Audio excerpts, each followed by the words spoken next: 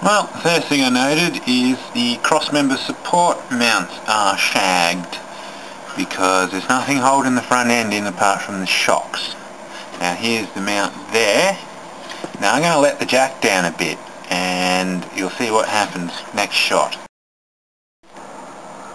Oh, you can see that mount now and how far it's dropped, and the shock is actually holding the front end and the engine in now.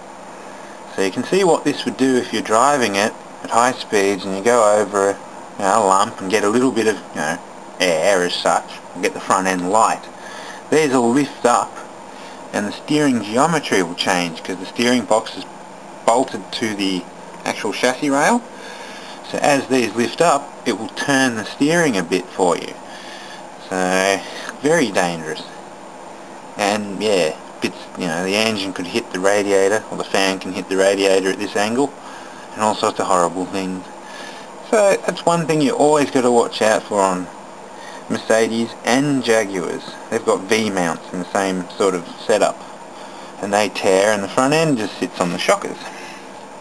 So yeah. Well, I got the wheels off. As you can see, the car's been sitting around a while in a few places on the disc. But I've got all new brakes for it on the other car, like full Rico calipers and pads and discs and bearings and everything. And I'm trying to find out why the steering doesn't work very well on this car at all. Taking the tie rod end off and all that seems the way it should be. The steering wheel moves now that I've taken off both these. The kingpins just got replaced not long ago. It cost $600 for the old customer, because the car has just been bought by my customer. And yeah, have a look. I can barely move that. That's how tight them both sides are. Alright, that's taking everything I got. Fuck. Yeah. That's how tight both sides are. So no wonder this car won't turn. Because whoever's done the kingpins is a dick. And they've just hammered the pin in through the new bloody brass bushes. So they all need to be taken apart, machined out properly so the pin just slides through, and then put back together if it's not all fucked. So I'm leaning against a brick wall here so I can push on them, but pulling them I almost fall into the car. Yeah, so unfortunately to do these and replace those, he's looking at a fair bit of dollars. And there's a bit of other work like radiator and radiator hoses that should be done once I do these, because the engine has moved down and then up, and 46-year-old hoses don't like that.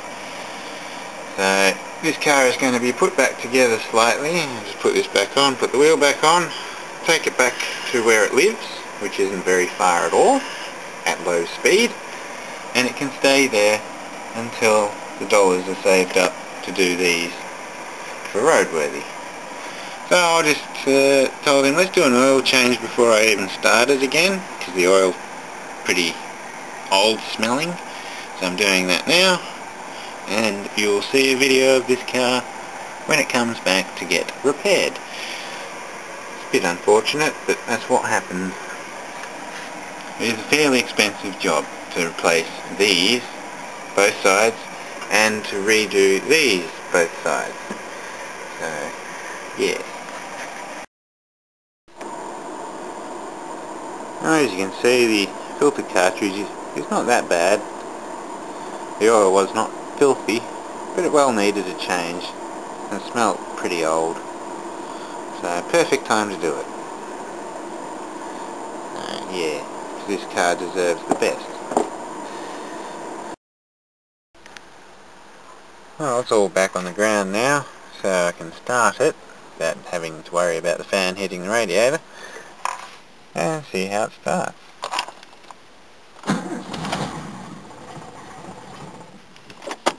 It's got those nasty Zenith carbies, so I don't expect anything special.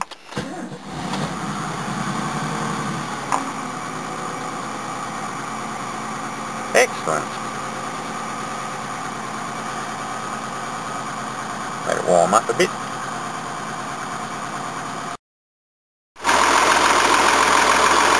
Yeah, it's running pretty good. And just got to check because the temperature gauge doesn't work, so I don't want to see what everything's doing.